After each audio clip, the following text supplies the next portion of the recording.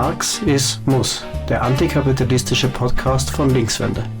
Im Folgenden hörst du eine Aufzeichnung von unserem MARX is MUSS Kongress vom 9. bis 11. Mai 2025.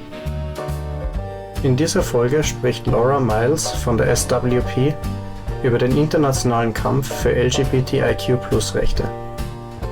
Okay, thank you very much, comrades, for the invitation. I'm really glad to be here. I didn't understand a word of what the comrades said because my German is virtually non-existent. I apologise for that. So it's going to be in English. I want to start really by saying who would have thought maybe 10 years, 15 years ago that the question of trans and trans rights would have been one of the key issues that the right are using to arm themselves and to build their side in the struggle as we move forward. And in particular, my country, the UK, and the US would be probably the two countries where the issue has become of real prime importance. And it's crucial that the left, wherever we are, kind of gets the response right. And not all the left, I'll come on to this later, but not all the left is getting the response right in my country and perhaps in other countries as well. If you think of those two issues, as I say, the attacks on migrants and asylum seekers and refugees, and the attacks on trans, they are absolutely key really to the political situation as we see it now. I'll say a little bit about what's going on in the United States because I was pretty focused on what was going on with Trump and the United States until about 2 weeks ago when things blew up in the UK, and I'll explain how or why they blew up a little bit later. But obviously in the US, actually, these attacks on trans people, non-binary people, began really in the US around about 2014. I should say it's not just the US and UK. I know far-right organisations here, Germany, France, Hungary, and so on, are using it as a political football as well. But in the US, in the first administration, Trump's first administration, there were a number of attacks on trans people, trying to restrict trans rights to healthcare, to access to sports, to access to single-sex spaces and so on. Those attacks didn't really snowball in the way that they have with the second administration. When Trump came in on January the 20th, that day, I think it was that same day, he signed something like 200 executive orders. His right hand must have been very tired by the end of that day. 200 executive orders. And a number of those were aimed at hitting LGBT plus people. So, for example, there was one which said that henceforth, documentation and so on in federal documents and federal institutions would only be on the basis of male and female, two sexes, which kind of, if that does eventually go through, and it's the subject of some court action, so on, if that goes through, in effect, that kind of disenfranchises and denies the existence of trans people pretty completely. A lot of this is being driven in Republican states, not so much in the democratic controlled states, but in Republican states, it is a nightmare being trans. It is also a nightmare trying to get an abortion after the overturning of Roe v. Wade in 2023. And of course, these attacks go hand in hand. I mean, we have to realise that. When people attack trans and non-binary people, the same people will go on to attack women's rights. They attack trans people, they will attack LGB, lesbian, gay and bisexual rights as well. So it's a kind of wedge issue. The whole attack on trans is very much a sort of a wedge issue, very consciously a wedge issue in the United States, actually. The far right, both the secular far right and the religious far right, really kind of took a decision back in about 2014, 2015, because they were faced with an issue.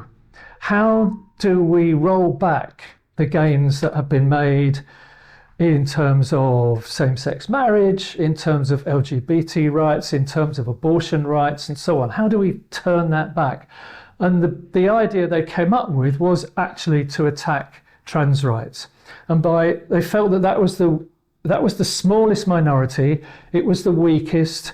If they could push through attacks on that, then they could spread that to attack LGBT people in general, but also it would be an open door to then go on and attack women's rights, and not just reproductive rights, but healthcare rights and so on. Equal pay, all of that stuff will follow from these kind of attacks. That's why it's so important that we oppose this, and we make sure we oppose it. It has got really bad in the US. A couple of weeks ago, a teacher in a primary school, I think, in Florida, was sacked because she was prepared to address one of her students by the name that they preferred. And that went through, it took them a long time to sack her. There was a petition of 5,000. There were, motions and so on, trade union motions, but they still pushed ahead and they still sacked her. In some states now, there are, by the way, something like, and this is up to April of this year, there are something like 850 state bills in different states, a total of 850 bills, which are lined up to attack trans people, LGBT people, but mostly trans people. 850. Last year there were, I think, about 500. The previous year, something like 300 or 400. So this thing is escalating. And those bills include things like providing healthcare for young trans people a felony, so that you will carry a jail sentence against the parents or against doctors and clinics if you provide healthcare, if you provide gender affirmative healthcare for children. It will make it an offence if you cross state lines with cross-sex hormones or puberty blocker hormones for your child. If you go into that state and you're carrying that medication, that will also be a felony. I can't remember which state it is. I think it might be Texas. Texas tends to be pretty low on the humanity stakes. But these are just illustrations of how appalling it is, really.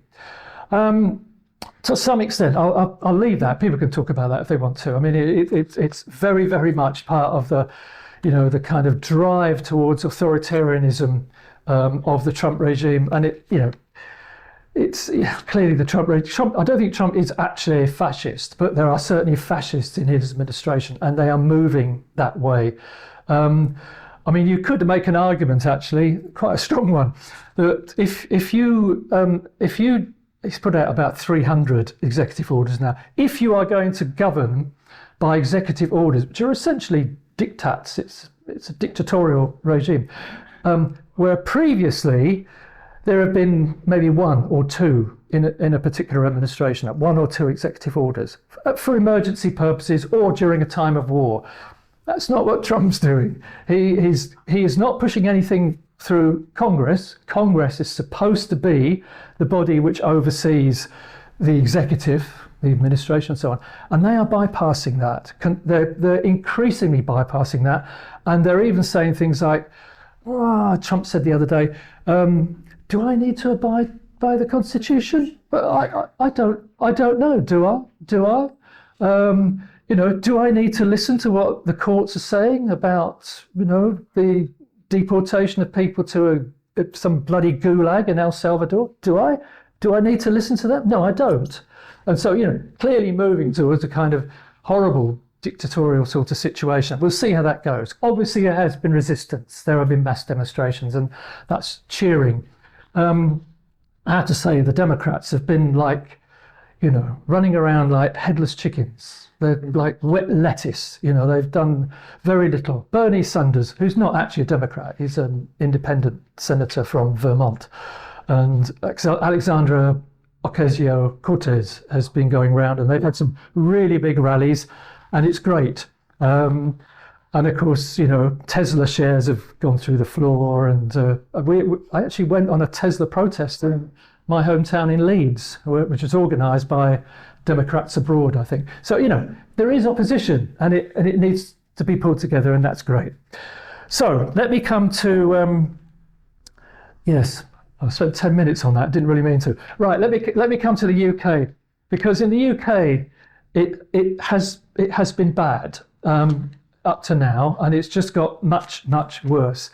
Around about 2016, there's a lot of contact between far right religious groups in the US, organisations like the Heritage Foundation, the Alliance Defending Liberty, the Koch brothers, you know, all these kind of foundations, very wealthy, very right wing, who have been funding a lot of the court cases and so on. But they've also been putting money into court cases in the UK through some of the organisations which have been set up. There's a whole bunch of them. They often share, you would think that, you know, there are like hundreds of people involved.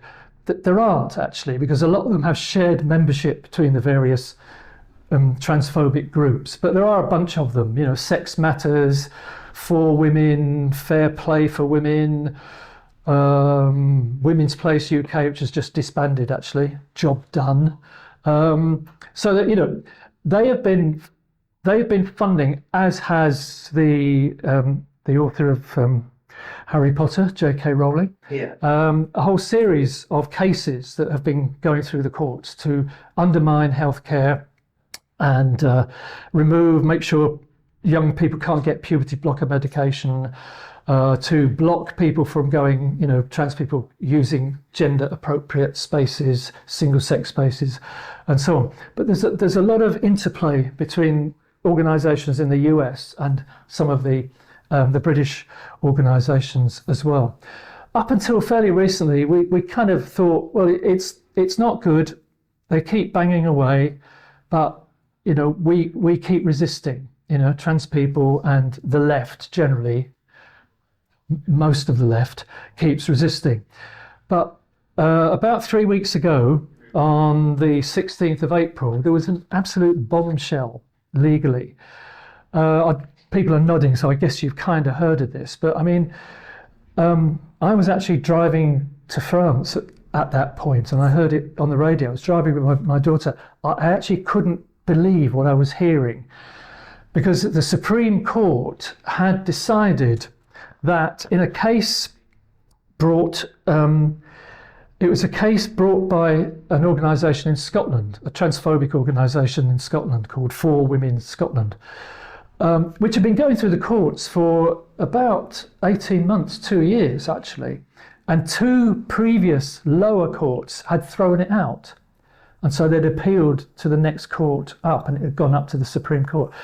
But the court decided that the wording in the Equality Act, the UK Equality Act, which was passed in 2010, which is one of the acts of Parliament which gives protection to trans people, specifically to trans people, and a whole number of other what we call protected characteristics, you know, over age, over religion, sex, race, and so on and so forth, ethnicity. One of those groups is it doesn't say trans people, because it didn't use that term in those days.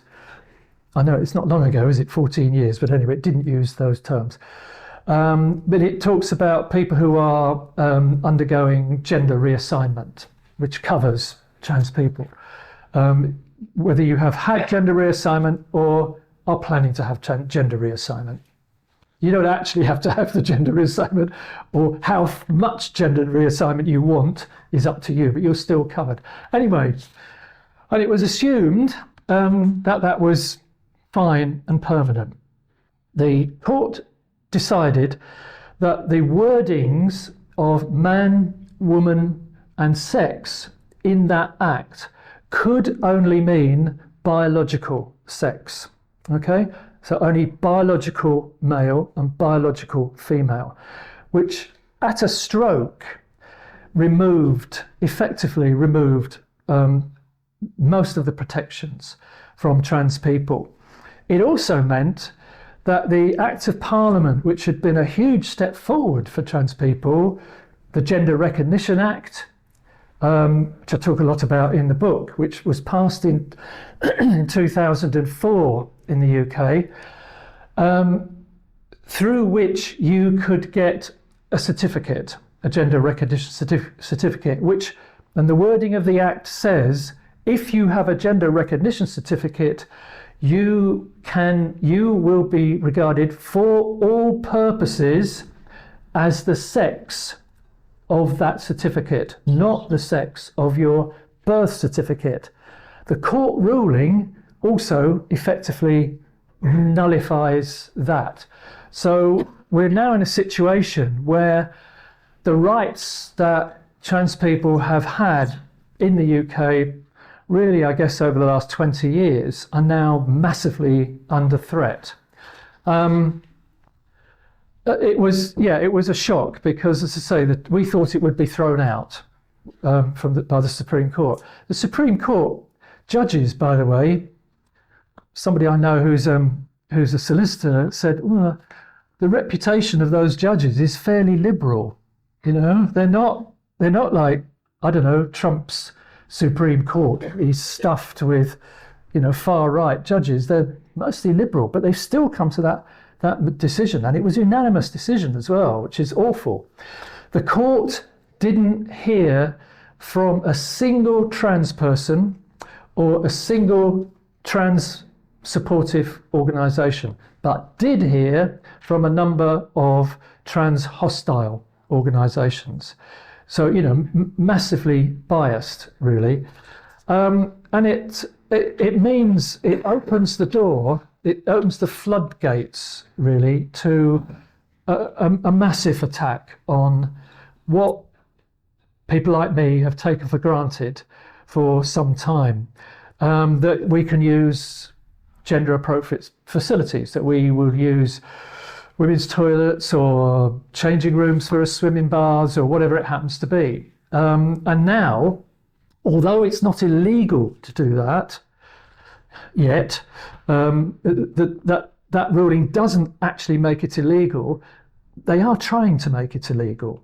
So a body called the Equality and Human Rights Committee, which the Conservative Party has stuffed with transphobes, really. The chair of that committee is a fairly well-known transphobe, rushed out guidance within a few days, which said, now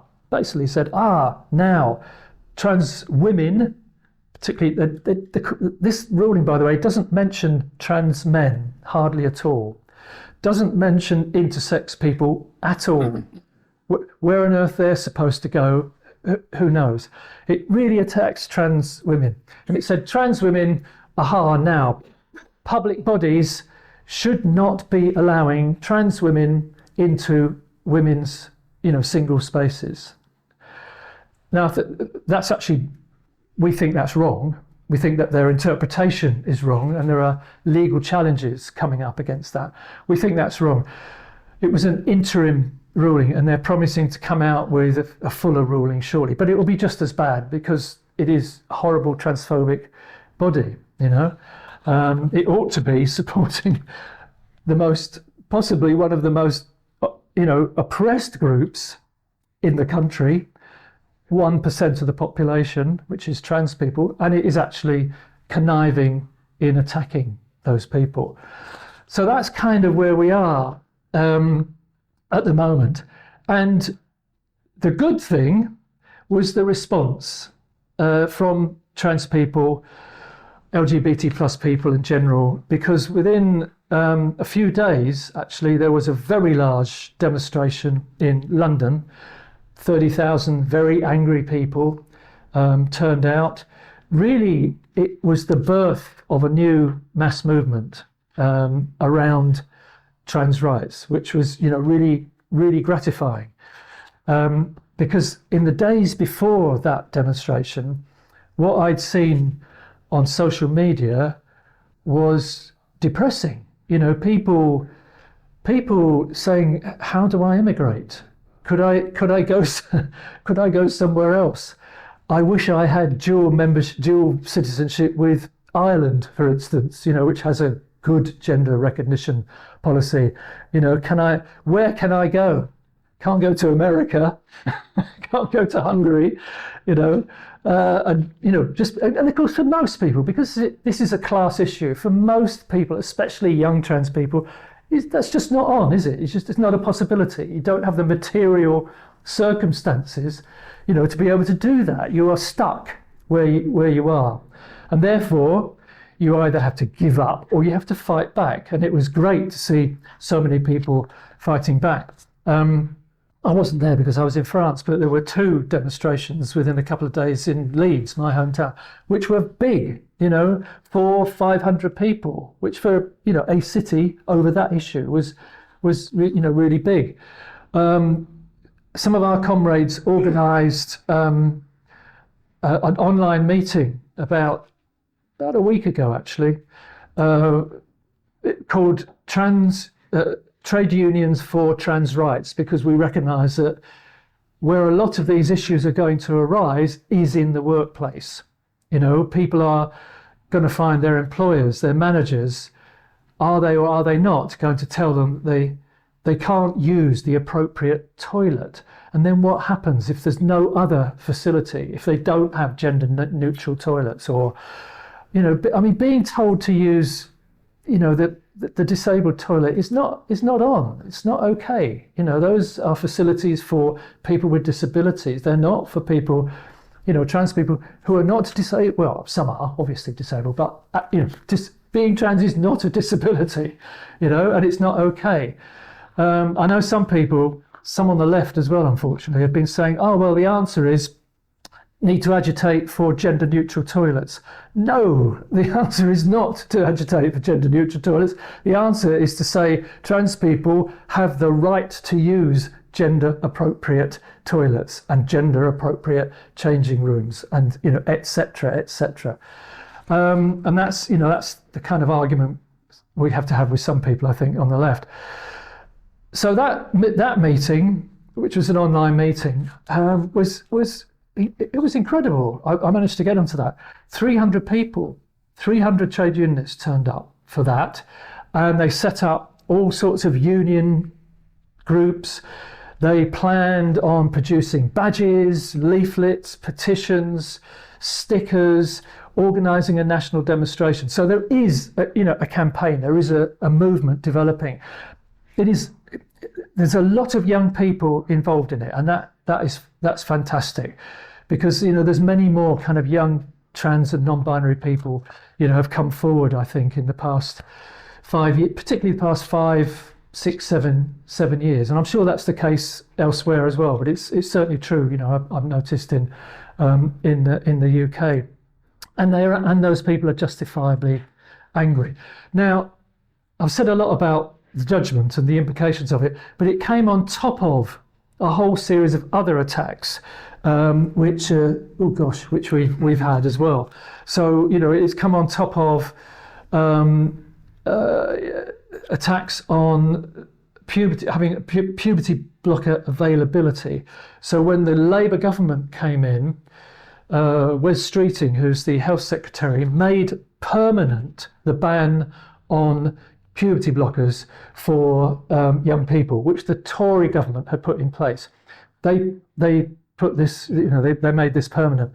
They also have basically put a ban on conversion therapy on the back burner. They're not going to do it, and there's a whole. They've restricted healthcare for young people and so on. So the whole situation is bad. What do we say about this? What's our position as socialists? And I think it's pretty clear, really. Our position is it's a Leninist position, it's a Marxist position. We stand foursquare, absolutely, with all the oppressed. Our starting point is solidarity with all the oppressed. You know, Lenin made that very, very clear. You know, the tribune of the people, the tribune of all the oppressed and all the exploited. It's a basic Marxist position, it seems to me, although some friends of mine who are in a different Marxist organisation don't agree with that. But there we go. I think you've probably got similar issues in here, this country as well. That's our basic position. And, you know, we say, you know, trans women are women, trans men are men, non-binary is a valid identity, you know, worthy of respect. We also, I think, really importantly say that trans rights are not in opposition to women's rights, you know, ever. It's not true that, you know, when trans exclusionary feminists say, you know, you're agitating for your rights is kind of undermining our rights because it's letting you into our spaces. And, you know, actually, no, that's not the case. If trans people lose out, women also will lose out. Not least, actually, because trans women are women. We're clear about this. We don't define woman or the sex as purely biological. That's a kind of sex essentialist position, which unfortunately some people, some feminists, and I should say there are many, many feminists who don't take this position. They've got a good socialist feminist position and, you know, understand it. Sarah Ahmed in the UK, for instance, and others are good on this issue. You know, and, you know, hopefully most socialists don't take that position as well. Sex is not just biological, it also has social, political, ideological, you know, connotations as well. You can't isolate the biological. If you do, it puts you in a position of, you know, a sex essentialist position. And if you go down that particular rabbit hole, especially as a socialist or a Marxist, it's a very vulgar understanding of what Marx meant by materialism. It's a crude understanding, and it's actually wrong because you will end up on the wrong side of history. Actually, you know, the good thing is that most socialists, most feminists, most progressives are with trans people. It's been heartening to see the number of cisgender women who have stood up, got on social media, got into the press and said, I stand with trans people, I stand with trans women. And there are all sorts of, you know, counterattacks kind of going on. So that, to me, that should be our starting point. And it's, as I say, a position, you know, which Lenin and the Bolsheviks held. It feeds into, you know, what they did after the Russian Revolution in terms of fighting for women's rights, making all sorts of changes, which I guess we'll talk about perhaps a bit later in the meeting on family, but, you know, many, many changes, and which also, within a couple of months of the Russian Revolution of 1917, they decriminalised homosexuality, which was actually the second country to do that in the world, and was 50 or 60 years ahead of most of the rest of Europe in doing that. Although I have to say, I don't know what the law here is, to be honest, but in the UK, it's not fully decriminalised. You know, it's partially decriminalised. Just as abortion is partially decriminalised. Just as an aside, by the way, there was a woman just a few days ago in the UK who was just acquitted after 4 years of being taken to court for having a self-administered abortion. She's had 4 years of that. She was reported when she went for help to a midwives in the local hospital, and they reported her because she'd self-medicated with abortion pills.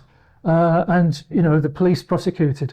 And there are a number of, this is happening more and more in the UK, by the way. So it's not true that abortion is without limits, you know, in the UK. Anyway, that's aside. So, you know, where does this all leave us? It leaves us, I think, in a position where we are very, very clear as Marxists. Marxism it's a theory of, you know, liberation. It's a theory and practice of human liberation.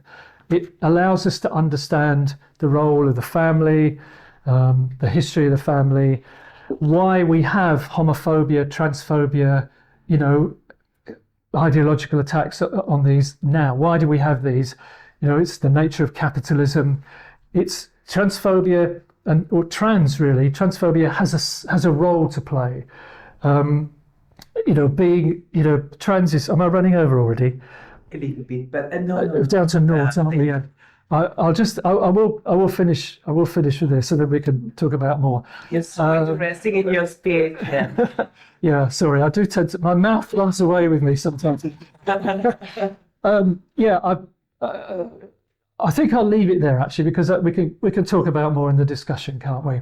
Otherwise, I'll ramble on for another 10 minutes, but there won't be any time for discussion. So that's our position. I'm convinced it's absolutely the right position to hold, and we are on the right side of history. In the UK, the Socialist Workers Party has a really strong position, and a number of young people have joined us in recent times precisely because we've got that strong position, and we will not give up on the question of fighting for trans rights, LGBT rights, and so on. And we have a long history of that, actually. I remember an article in 1978, Tony Cliff, the founder of the SWP and the tendency of which we're all part, wrote an article in Socialist Worker, 1978, when it was not really that popular on the left, and the Stalinists were much stronger. Stalinists have been terrible on this issue, by the way, in the UK, terrible, saying why socialists should support gay rights, as it was then called. Yeah. So we have a long history of support and fighting for our comrades, fighting particularly in their workplaces for LGBT rights, and so on. And we're going to need to do that more. We made a great start, I think, in the UK. Going to need to do it everywhere, as you are doing, because it is still going to be a big issue down the line, because they're seen as a vulnerable group. It's the 1% who are the richest and the most powerful attacking the 1% who are trans, and using that to drive through their authoritarianism and their right-wing agenda. So I'll leave it there. Thank you. Wenn du mehr zu diesem Thema oder Linkswende erfahren willst, abonniere unsere Social-Media-Kanäle und schau dich auf linkswende.org um. Wir sind ein antikapitalistischer Verein für Aktivistinnen und Aktivisten. Wenn du aktiv werden willst, melde dich gerne bei uns. Wir sehen uns sicher auf der nächsten Demo. MARX is MUSS von Linkswende. Radikal und selbstbewusst links. Völker, hört die Signale, auf zum letzten Gefecht.